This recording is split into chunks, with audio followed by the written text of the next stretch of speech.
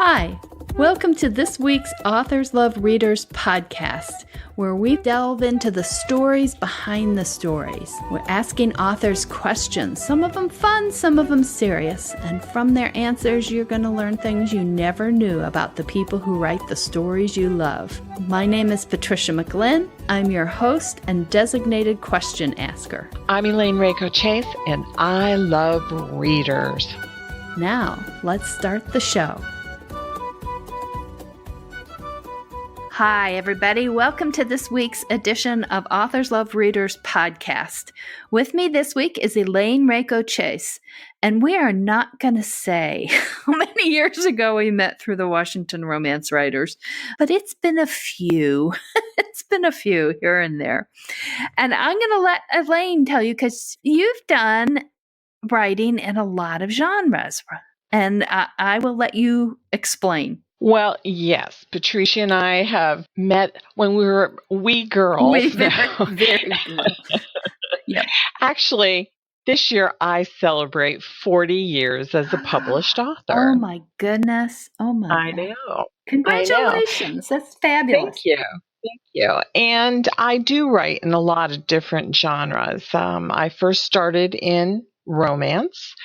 Then I moved to nonfiction, and actually my very first nonfiction book was Amateur Detectives, How to Write the Amateur Detective Novel, and it was nominated for an Agatha Christie Award. So I was really excited. I figured I lost by 4 votes, which were the other 4 people against me. I like to think that. Makes me feel better. Now I am writing, I guess I've made my own genre up. Explicit thrillers that are slightly romantic comedies as well. How's that for a mixed genre? That hits several of them, yes. Yes, it does. How did you come to this? Believe it or not, as I was going through old files, the very first book I wrote, and I was very, very lucky. I went to a writers' convention, and I truthfully did not belong there. It was 1977, and it was at very prestigious women's college in upstate New York. And the ladies there were all about poetry. The only poem I know is There Once Was a Girl from Nantucket, so we won't even go there. And I don't know why they were all into kite flying. They were all over the lawns kite flying. And I chose carefully the workshops I wanted to go and listen to. And a couple were very interesting. And that's how I immediately knew I really didn't belong there. And they went around the room, and you were to tell what you were writing. And I said, I wrote mysteries and romance novels. And the snickering was quite loud. Oh, and I said, yes, but they're a mass market, and unlike poetry, they sell. And everyone was quiet. And after the class ended, this woman came up to me and said, hi. And I said, hi. And she said, I wanted to ask you a question. And I said, okay. She said, do you talk like you write? And I said, yes, I do. And she said, that's great. She said, do you have anything with you? And I said, well, I don't know why, but I did bring with me the first 10 chapters of a romance novel and an outline for a mystery. She goes, I'd like them. She goes, here's my card. And she took all my stuff. And that was the last time I saw her. Now, 20 minutes later, I'm thinking, what the heck did you just do? I When you know. And I gave had this this little to, business card. yeah. And then, of course, an hour later after I got home, I couldn't find the card. I was totally panicked. My husband said to me, "You didn't sign anything, did you?" I said, "No, I didn't, honest." And then I just figured, okay, you have copies. And back then it was all onion skin, typewriter and onion skin. Yeah, there was no Xerox machines. There were real photocopiers, but that cost a fortune. And so I just said, okay, well, Mm. you learned a few things. You now know you don't go to any more college conferences, and just get back and do it the way they tell you to send out. So this was Saturday. Sunday came. Monday came. I had 2 little kids under the age of 6. Tuesday morning, I get a telephone call, and it's the agent. And the first thing I said to her was, I'm really sorry. I should never have given you that stuff. And she goes, "I sold it." And I said, "I'm sorry, you did what?" And she said, I sold your book." I said, "Well, I can't afford that. I cannot afford to have you sell something and for me to pay for it." She goes, "No, they're paying you." And I went, "What?" I said the word "what" a lot. And that's how my career started. I Wow. know, it's really Did this you stay stupid. with her? Is that I agent? stayed with Denise Marshall since Oh. 1978. Although now I guess I'm an indie author because I just do my books and then either do create space, mostly ebooks, and I don't have to worry about missing a deadline, um, or Mhm. life that comes into your deadline time any longer. So I know it's the craziest story ever, and that's what happened. Well, that's terrific. It was meant to be, clearly. Well, one likes to think that.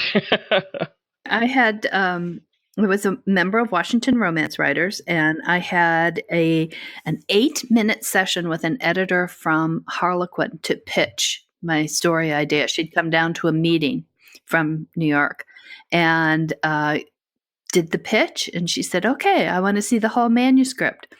I thought, "Uh-oh." Didn't have a whole manuscript, so I had to get on my on my horse and get it done. And I was very fortunate that I'd done I'd done a complete book before that, a complete manuscript, but it wasn't really a romance. It was romance, mystery, international intrigue, sports. Holy moly! I had, oh yeah, You I were the had it all in Chinese there. menu. Yeah. Yeah. So, and that book did sell, that first one, but I have had my share of rejections since then. So they come to you one way or the other, I think. They do. And, you have to be prepared to either agree to what they want changed or hold your ground. And it's a very interesting thing. It is, and it's interesting, and there's still rejection as an indie author because you can write something that the readers don't care for, and I recognize that, and I'm gonna put something out that is not exactly what I've been writing. It's not what I've been writing, period. Hmm. And I recognize that it might not resonate with a lot of readers. And I'm okay with that because I need to write this and it's going to get out there and these characters who have been bugging me for all this time will finally stop bugging me.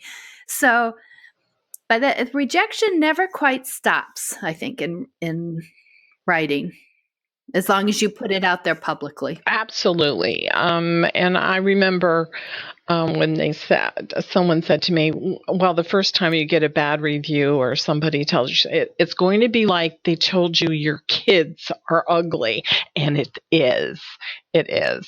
it's terrible, Yeah. and you want to like charge back, especially as and I'm not sure the readers quite understand what authors go through with trolls.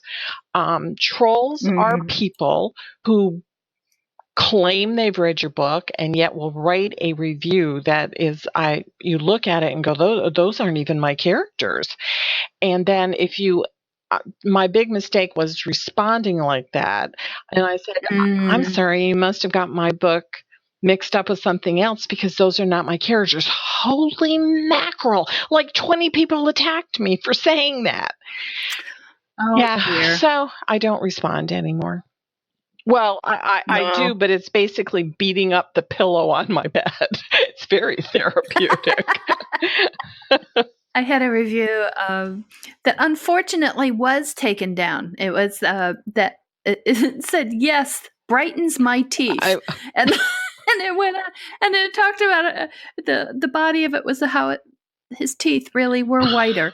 And I was like, this is great. I can do a whole marketing campaign around how my book whitens teeth. I made the mistake of telling a representative from Amazon about that. And darn, they took the review down. One review I got was from a troll that said, this book reminds me of a bowel. She didn't even spell bowl right, of Brussels sprouts. And I used that. Not only did sales of Brussels sprouts go up, but sales of my book went up too. Okay, let's let the readers get to know you a little bit more. So we know that Brussels sprouts are not your favorite taste. What is? New York cheesecake. Oh, Okay. yum. Yes. But Yes. New York cheesecake is great. The just plain or with strawberry or blueberry or I'll take anything on it. It's that nice stick to the roof of your mouth, creamy taste. Ooh. Now, with doing some thrillers, do you have fears yourself, and do you work those into your books? No, actually, I don't. I'm pretty, that's a very interesting question. No, I can honestly say the only fear I ever had was that someone would steal my children when I first started writing, because of course they think all writers are loaded. But then when they got if they had stolen any of my children, they would have returned them with the note and a check and a sympathy card. So that went right away. And then as my kids got older, my son actually became a special police officer for the federal government, and nobody would ever steal him. He would have killed them quickly. and my daughter became a school teacher, and since all her work was with 2-year-olds, she actually one time got a job handling a construction crew. And I said to her, you know nothing about this. She goes, don't be silly. I taught 2- and 3-year-olds. It works perfectly. So yeah. So no, that was my only fear. Now, yeah, I'm pretty grounded. Most of my thrillers are faction, and every day I wake up and there's another fact out there that goes with one of my thrillers, and I think it's so much fun. So not much of these days, fiction and faction and the truth and becomes stranger than fiction. Do you think that there are misconceptions that people have about thrillers and what they are? Clearly, people who are not reading thrillers. Or do you think people have a pretty clear idea of what's in them? Well, I think it depends on what kind of mystery thriller you're writing. There's certainly a lot of political thrillers. I don't do that. I have my second in the series, Dark Corners, is a techno thriller, which is the one every day. It last night, apparently 2 UFOs were sighted by 2 Delta airline planes. And my husband said to me, he goes, that's in your book. I said, yes, it is. And it just depends on what you're reading. I don't do psychological thrillers. I do sort of snarky comedy like MASH with thrillers, and they're mostly howdunnits, as well as a whodunit. But how was it done is the key. But so the reader would not know at the beginning who did it. No. Nobody knows who did it. And then they also know don't know how it was done. And then as you get into the story, you feed your readers a little bit to keep them hooked. And then you have to play fair. So will they figure it out? Well, you hope they figure out some of it, but not the whole book. Yeah. Now, what got you from, the first days that you could put pen to paper as a little kid to where you wanted to write that book that you gave the 10 chapters to at that conference? Was there in particular, I'm thinking, was there a childhood book that made you go, wow, I love stories? Well, I was a voracious reader.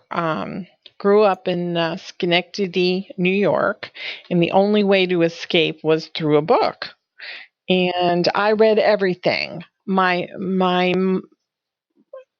zipped through everything and went from reading Nancy Drew right to Mickey Spillane.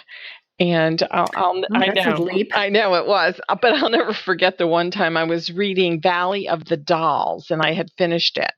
And my mother picked it up before I knew she got that. And then she came out of the bathroom where she had been in the bathtub with my book, and it was swollen up like 10 times its size. And she said to my father, "Ernie, my God, do you know what this girl is reading?" And my father looked up at her and said, "Yeah, I'm bringing her home Mickey Spillane's from the GE library." So that was me. And I was 12 years old at the time. I think the Mickey Spillanes were probably... the Mickey Spillanes were wonderful. More wholesome, I guess. Yeah.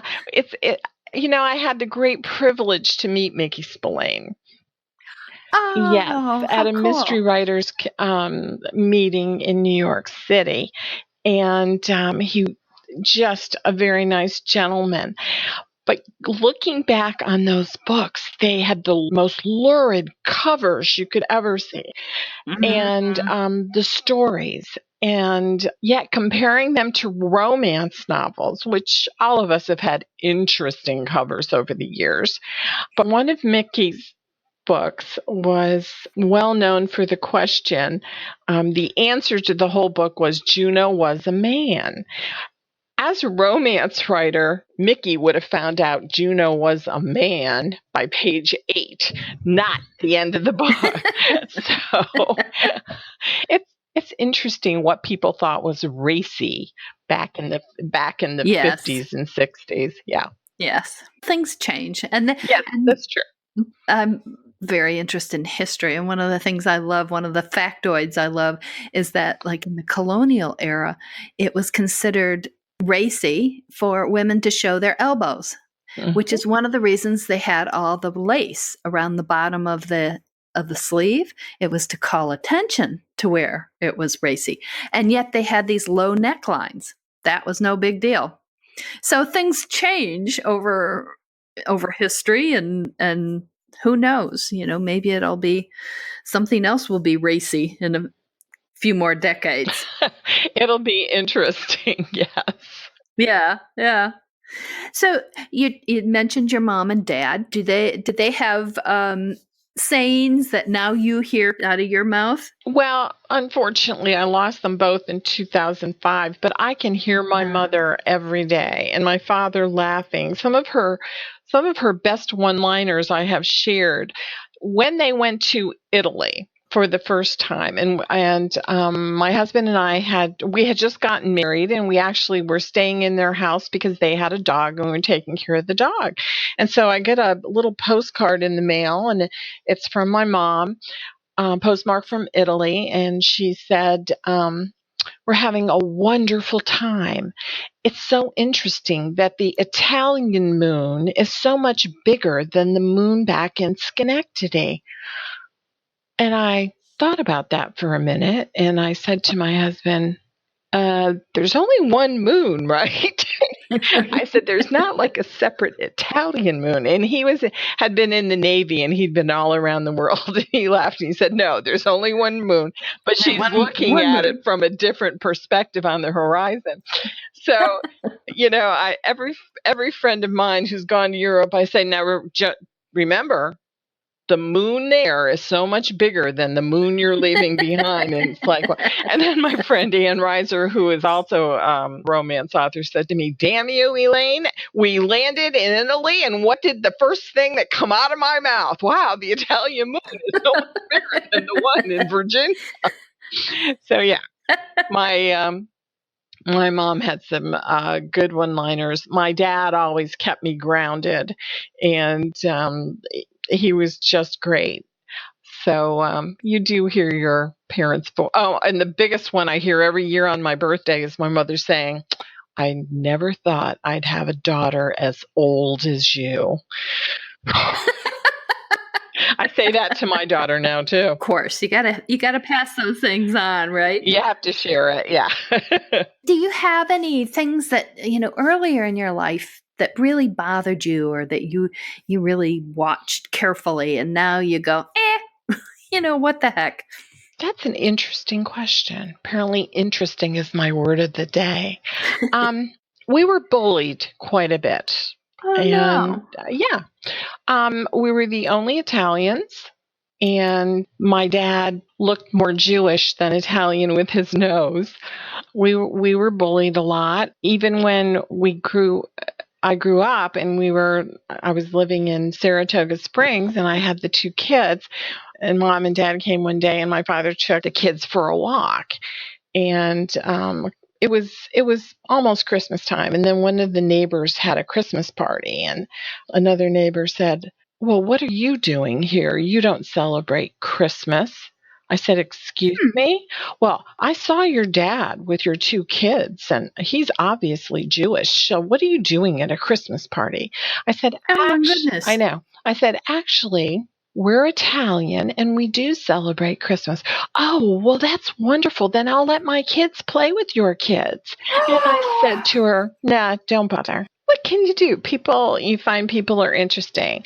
Do I use that when I write books? Oh, yeah. It's fun to take things and twist them around. Having people in books can be the best revenge. Oh, you betcha.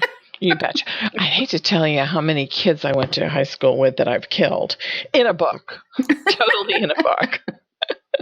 Do you have any bad habit words that you come back to all the time in your writing, and you have to go back and check through your manuscripts? I used to, but when I was writing for Bantam Doubleday Dell, actually back at that time, Bantam was a separate company, and Dell, I had the best editors, regular editors and line editors.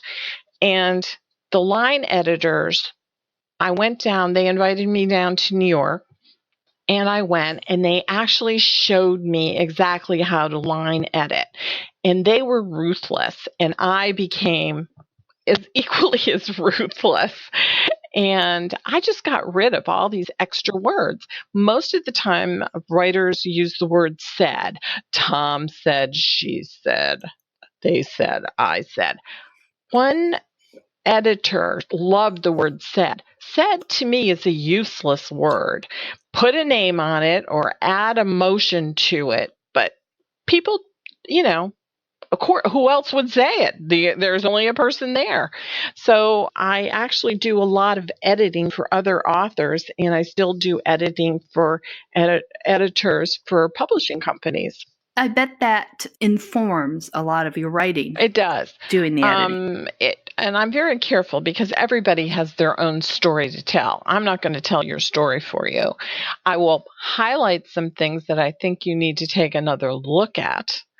But your book is your book, and that's it. But I will say, this can be made more powerful if you do this, or you don't really need this, or something like that. I taught creative writing from actually first grade all the way through college. And I'm very hard. One of my students said, I was a Marine, and I think you made me want to cry. And I said, well, if you were a Marine, then you need to fix your character because it doesn't sound like a Marine to me. And of all the students I've had over 24 students get published. Oh, that's terrific. Yeah. I was at an event in the fall where a student I'd had came up who was there as a published author. It's really fun, isn't it? Yeah. It's terrific to share that and have it keep going on. Although I don't think I've made anybody cry that I know of anyhow. So one of the readers asks, and this is a question we've gotten before, but I like the way she asks it. She says, where do your stories come from? I know one author who dreams her stories. Another has a character suddenly taking up residence in her head. So how are your beautiful stories born? With the old line, what if? What if I have a person who does X, Y, and Z? Where does the concept for the X, Y, and Z come from? It just sort of appears. One time, one of my books, I did the whole story. Every year I get Cosmos horoscopes. And I'm a Virgo. We're not very interesting. And I was reading through, and one was a Scorpio, and oh man, the write up on a Scorpio was woo, and I really liked her, and I thought, now who can I pair her with? She would be really happy this way, this way, this way. So I just created a book out of the horoscopes. And it worked very well. Other times I'll read somebody's bio and or look up something that was interesting and do that. In Dare the Devil, that was a time when the big productions were going on, and all you saw at the end of a movie was stunt people and these massive lists of all these stunt people. And I thought, holy mackerel, I don't know if the actress really did much in there. Look at all the stunt people. And so Dare the Devil is a story about a woman who is a woman, and they are shooting their movie. They have created at the dawn of time with a saber-toothed tiger and a woolly mammoth, and this poor group of ranch hands all of a sudden they didn't know what the hell they found except a half-naked woman and a saber-toothed tiger right there looking at them. And so that was fun to do a whole book on a stunt people and a movie and some poor ranchers. Did you have to do a lot of research for that? How did you go about that? I called them. I got a name and did a call and talked to them, and they were all wonderful. And then these were the stunt people? Stunt people, yeah. Mm-hmm. And I always look for names then when I see a movie and see if anybody I talked to was in there. But I also had fun calling a forest ranger, and I was living in Florida at the time, and so I called the forest ranger, and he was really kind to me and told me what the land looked like and everything, and it was fun.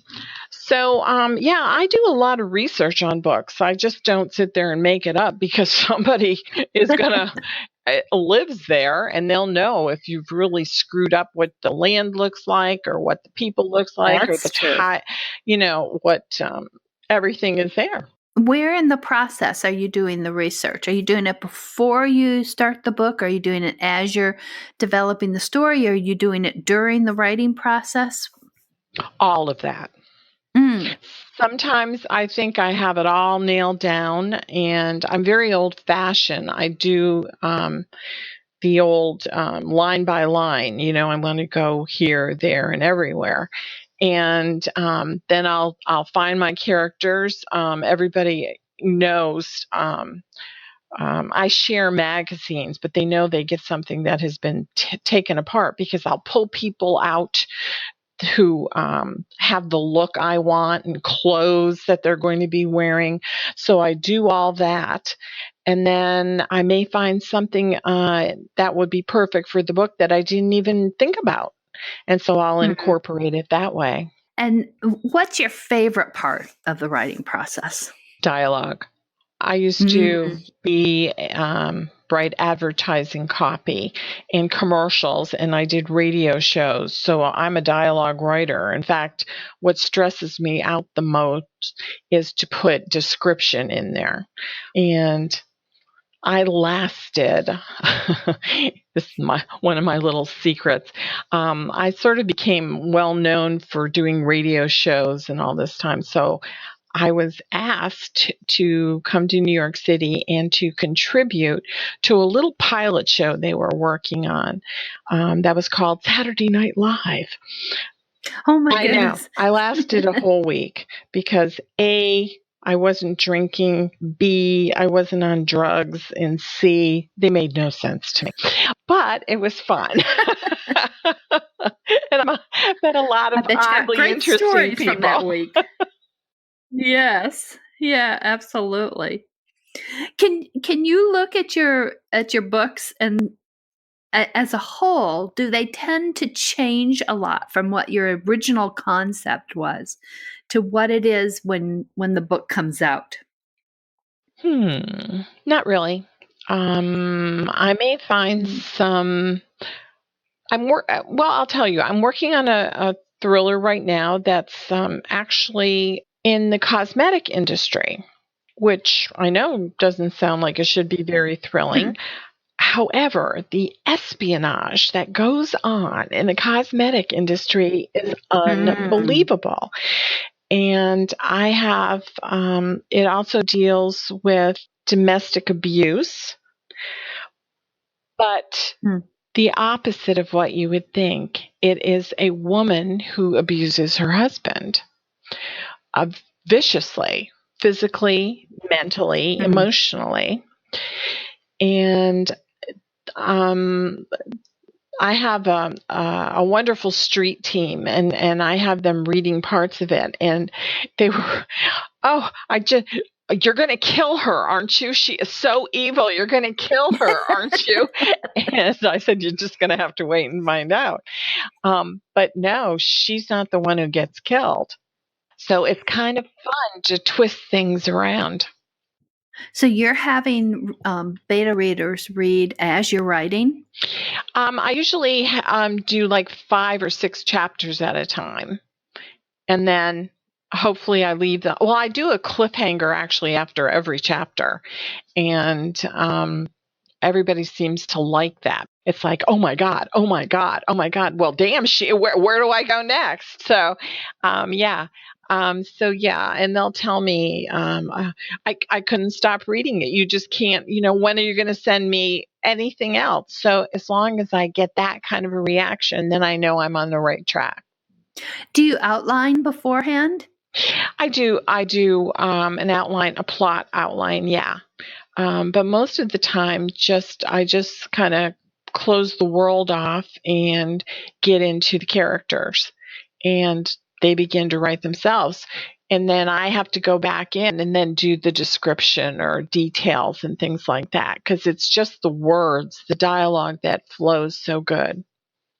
So one of the readers wanted to know where we as authors write, and do we have an inspiring view? So tell us about where you write, and then tell us about your routine for writing, if you have one. I wish I did. No, I don't. My husband has been quite ill lately, so I write around doctor's appointments and visits to hospitals if it gets like that, which is another reason I'm glad to be an indie writer. And we, for the first time, are living in an apartment rather than a house. And that was interesting to me. We have 2-bedroom apartments. So the second bedroom is my office, And it came with this massive closet, which my husband has set up his office in the closet. So I know that sounds so strange, but I wish I could teleport a picture. He has 5 computers and monitors and then a whole Wow. assortment of things. He was a television engineer and actually helped create the closed captions for the hearing impaired. Oh, yes, so when you wonderful. see that. But yeah, as for a view, I look out a window and they're building townhomes across from us. So some days it's quite noisy. But that's it. I wish I could tell you I have a view of the ocean and listen to the waves. In my brain, sometimes I have that view. But yeah, that's it. We are able to change our view, aren't we, with what we're focusing on? When Yeah. I first started writing, all I did, I had a little portable. Now, remember, in 1978, there weren't any computers, or if they were, they were the Univacs, which were massive and mega millions of dollars. I was working on a little portable typewriter on my kitchen table. My husband worked nights at the TV station, so he was gone from 3 in the afternoon to 3 in the morning. Once I put the babies to bed, I would write from 7 at night to just about 3 in the morning and then pick everything up. Wow. Because I had to, use the table for food. But it worked. It was fine. Wow. And I think about that, and I know I could not write on a typewriter because I cut and paste so much, move things around all the time. I was very fortunate that computers existed at the time when I was coming in and wanting to write, because it would not have worked. There would not be a single book, just wouldn't work. So I have great admiration for those who have written books on typewriters, or earlier, before there were typewriters. Holy mackerel. We had one word to live by: whiteout. Oh boy, I would have needed gallons and we did. We had a lot of gallons, and we did cut and paste.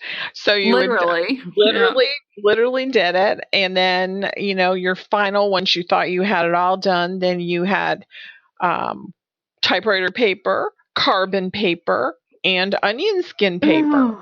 I know. Like I said, there were no Xerox machines. Oh dear. Now, I'm curious because a question that a reader has asked, and then is about whether you miss the characters when you're done with a book, and whether you think about them after. And then I'm always curious too if that prompts writers to have a new story for the characters that they might think about or miss. And I'm wondering too, with your beta readers, do they have characters that they continue to talk about after a book is over? And has that ever prompted you to write a new book? A lot of them do, but for the romance novels, they're all standalone. There's no continuing characters. For the thriller series, yes, I have 2 continuing characters that I love to work with. And did I ever want to make a second story with a romance character? In the back of my mind, I would love to have the heroes and heroines from all my romance books get on a cruise ship and then have them all meet up. Probably totally illogical.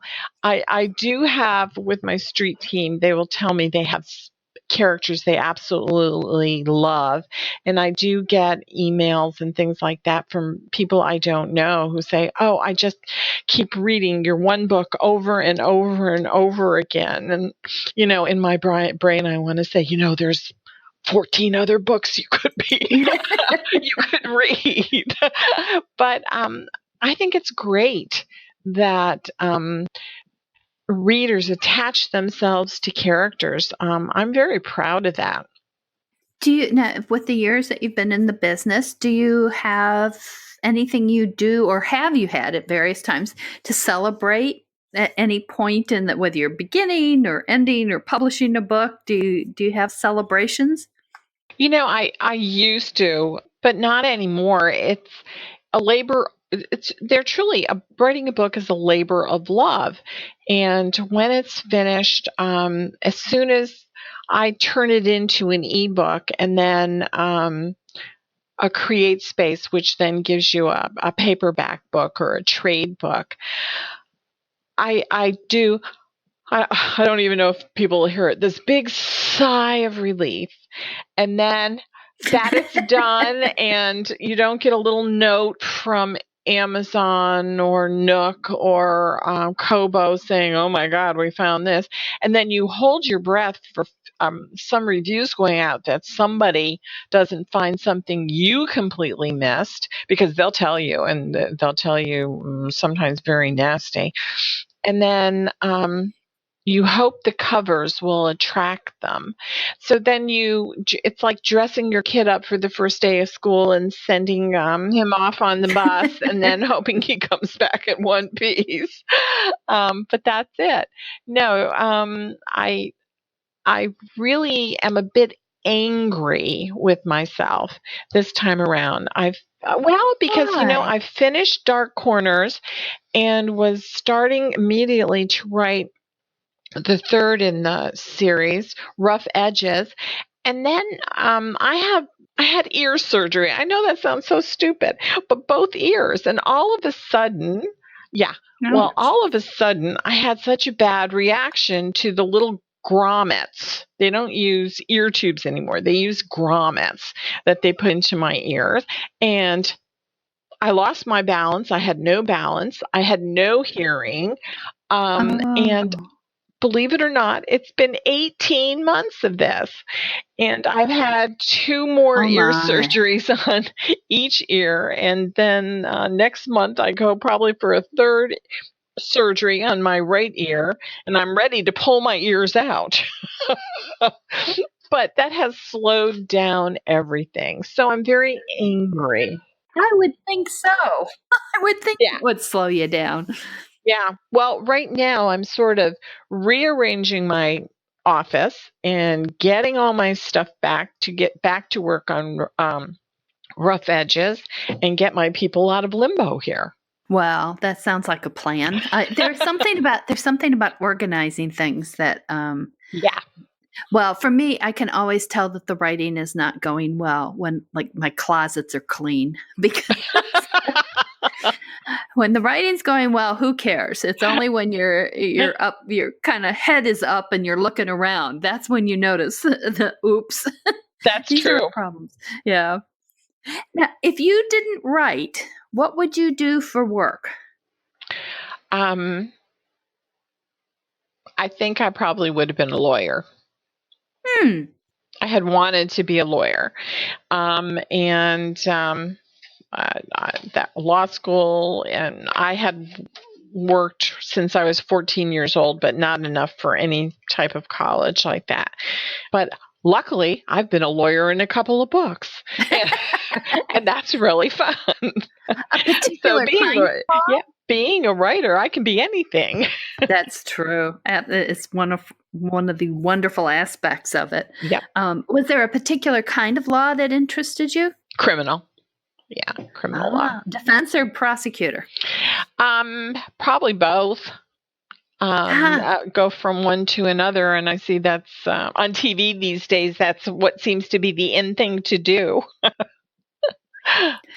yeah, that strikes me as so different. You know, that you have really different approaches. So I find that Mhm. very interesting.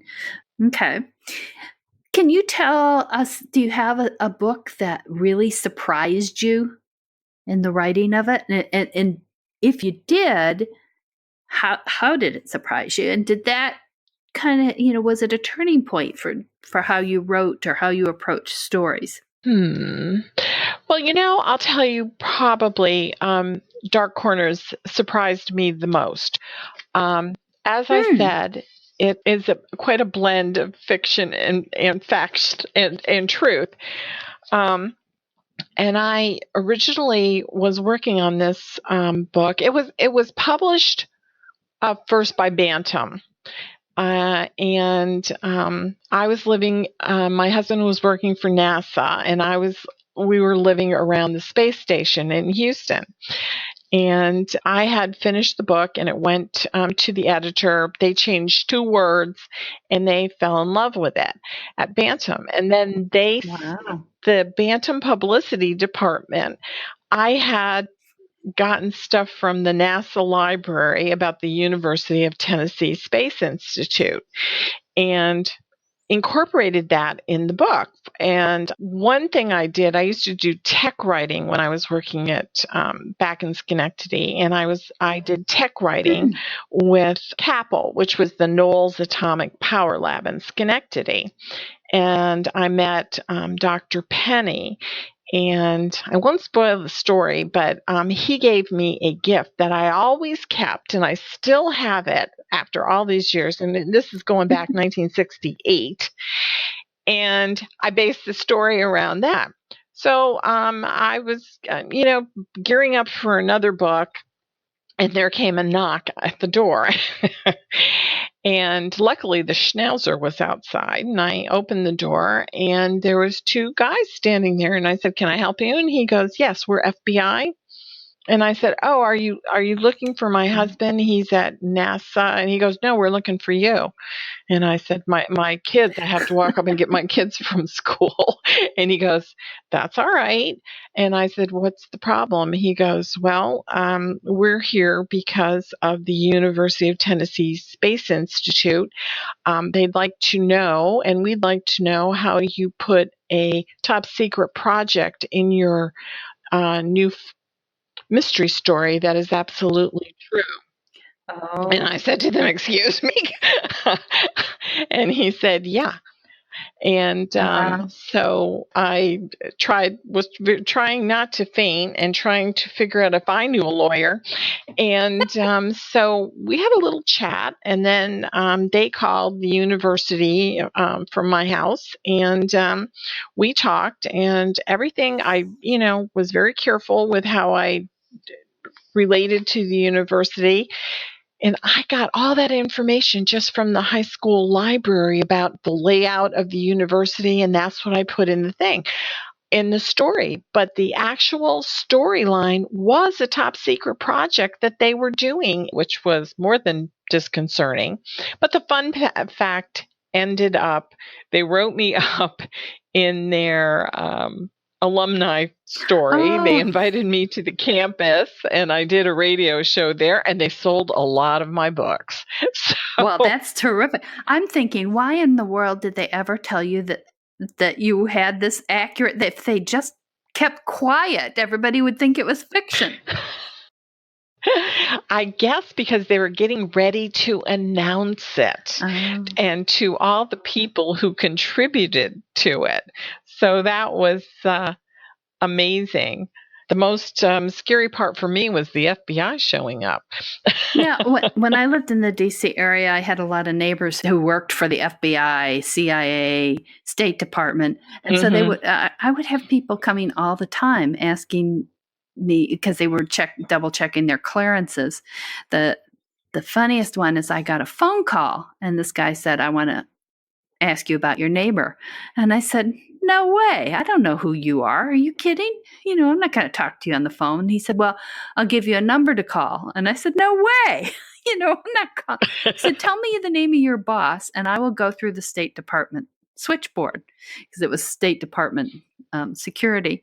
And so he did, and I called through the switchboard and got this guy, and he was laughing, and he said, "You want a job?" He said, "I like people with minds like that."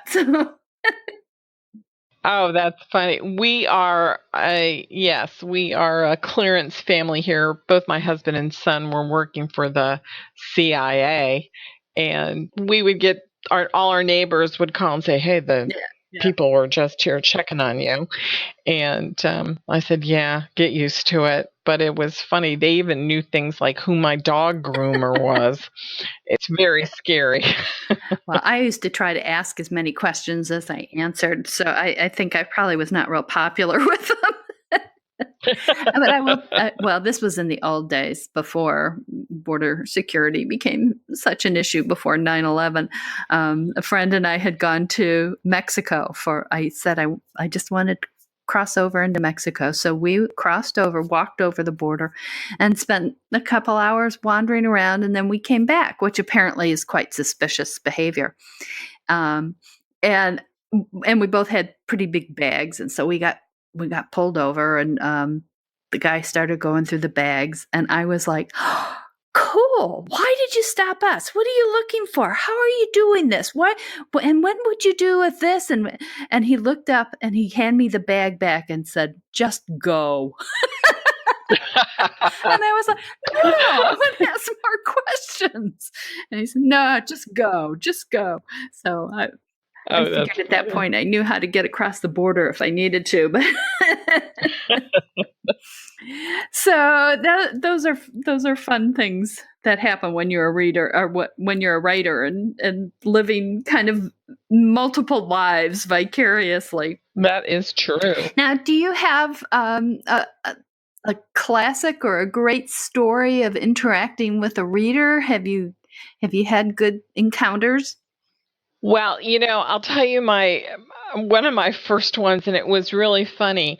I was doing an autographing on one of the second or third romances I wrote, and we sold like 400, and I'll never forget it, 434 books in 1 hour. I know. It was in Jacksonville, Florida. And then this one woman came up to me, and as I'm writing, my name in her book, and she said to me, "Oh, your sorority and your college must be thrilled with your success." And I said to her, "Well, I never went to college, and I was never in a sorority." And then she grabs the book away from me, and she goes, "Then what makes you think you could write a book?" And I said to her, "Because I just signed one for you." Well, but she bought it. Oh, that's amazing. I know. Most of the time with family and friends, and I just posted this in a Facebook group that I'm in, and you'll get I never read. I don't have time to read. "Oh, isn't that sweet? You've just written a little book." And B, "Well, can you give me a free one?" So there you go. So, some of the not favorite responses. Not favorite things, no. I have an early book signing. Well, one of my favorite memories of an early book signing was I was down. I think I was in Norfolk area, Virginia, and this older couple came in, and she was the reader, and he started talking with me, and he was like wearing overalls, and he had his thumbs tucked in the tops of the overalls, and he said he could not read, and he was so proud of his wife, and he said, "Any book she wants, I'm getting her." And I was just so smitten with this man and with that that's love. Wonderful. Isn't that fantastic? And I just is. He's a hero, Mm-hmm. He was a great guy. So, absolutely. Yeah, I'm a softie for that kind. So, okay, we have readers ask a couple questions, and sometimes I put these together because they're related in their way. How much does it bother you to find the editing errors after your book goes up live? And then the related one is, what do you feel about when a cover does not match the character that you've described? Well, let's do the first one. Like I said, I'm a line editor, and my street team also hunts for mostly typos. I like to call them typos, although sometimes I completely baffle spell checker. Sometimes I baffle me. But It was funny. Sandra Brown is one of my oldest and dearest friends, and she said, I give up sometimes. They found 22 errors in her hard copy, one of her hard copy books, and she goes, we couldn't stop the presses, so they printed out little things that said we're the error. We're not. No one is perfect, so you will miss things. I try not to make sure it's not more than 2. And if I find them, luckily with an ebook, you can go in there, quickly change it, and put it up there. As for covers, I try to find at least a photo of my characters that look like them. With the thrillers, it's more of an imaging thing that is part of a scene in a book. With the romances, I do try to get a character look, or at least a part of a body of a character of that. Like for Dare the Devil, the guy on the cover is, you don't see his head, though his whole head. You do see his cowboy hat and a nice arm with a tattoo on it that matches him perfectly. But that's just about the best you can do. You try to make the cover as intriguing as possible and as fun as possible. I just did new covers for all my romance novels, and I think one of my most favorite one is Video Vixen, which takes place on a soap opera, and I found this great, and it takes place at Christmas time. So I found this great cover. All you see is the back end of the model wearing very suggestive lingerie, but she's wearing Christmas socks. And everybody said to me, nobody's going to let that picture go. Yep, everybody took it. So if you look, you will see the back end of one gorgeous soap opera star wearing her Christmas socks all the way up to her knees. Well, as long as her shins were covered. Yeah, oh my God, yeah. So among all your books, if one of our listeners is brand new to you, hasn't tried any of your books, what is a good entry point to your work? Well, if they like romance, they can pick up any of them. I know it's not proper to have favorites, but Caught in a Trap is a good one. Video Vixen is total fun, especially if you like soap operas. Dare the Devil if you're more action oriented and like strong heroines. Rules of the Game is fun. And if you like thrillers, while it's a series, you do not have to read them in order. And if you are interested, like I said, Dark Corners, today alone there was 2 alien encounters, so it has a fun premise. There are there really sightings and UFOs, or are there aliens already here? Are those our only 2 choices? That's it. Can we have another choice? So how about any of your books that you might consider an overlooked gem from even your most rabid readers? It's probably 2 of the classics that I did. No Easy Way Out and One Way or the Other. No Easy Way Out is a fun one to me because my husband was working. He's had a varied career, but he was doing the animatronics at Walt Disney World at the time, working with the robots there.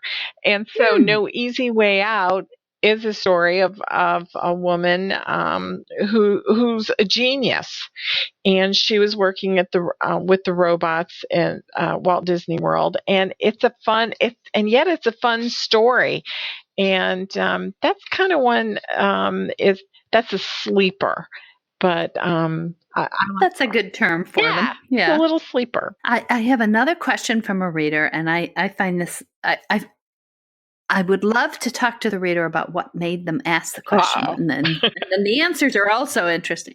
If you could write a book with any author, alive or dead, who would you want to work with and why? Oh, that's really interesting. I honestly don't know. Write a book with any author, alive or dead. Who would you want to work with and why? Well, I grew up reading Nancy Drew, but they were all written by so many different authors. Were Carolyn King. Mm-hmm. I think it would have actually been fun to work with Mickey Spillane. Oh, there you Yeah. go. Yeah. So I think I would That's a great Yeah. choice. pick Mick. Yeah. Pick Mick. Pick There Mick. you go.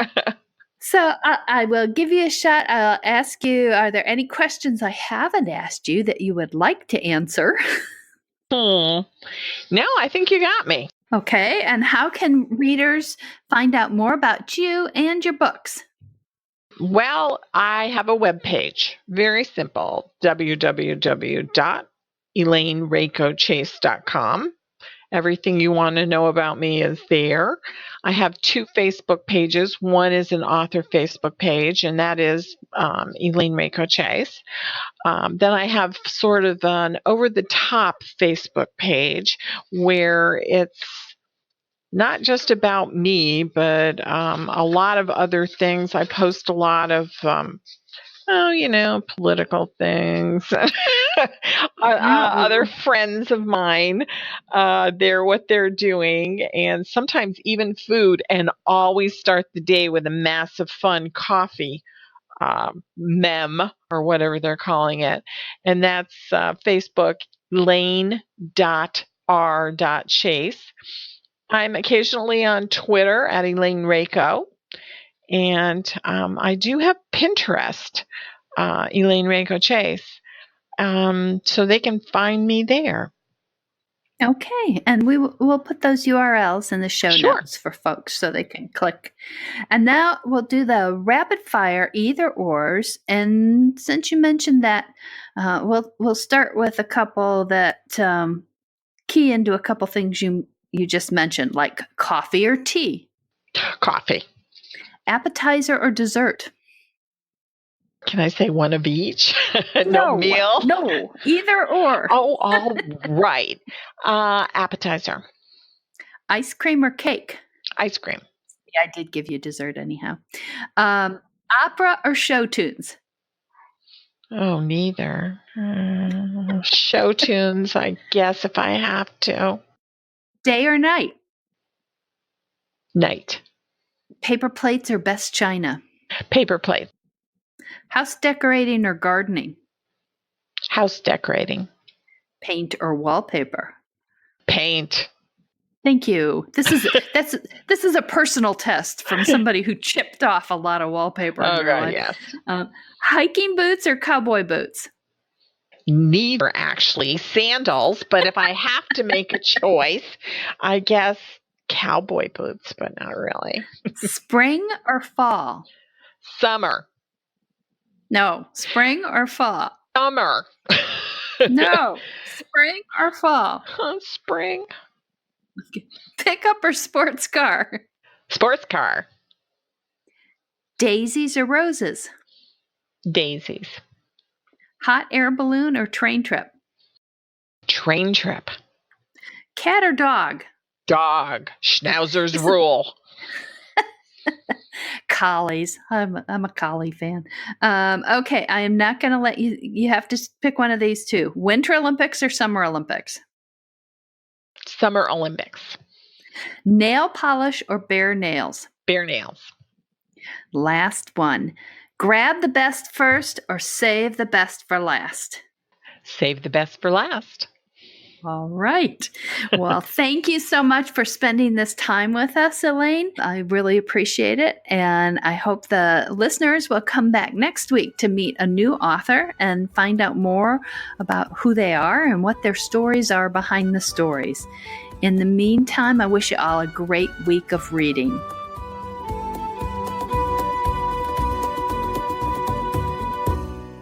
That's the show for this week.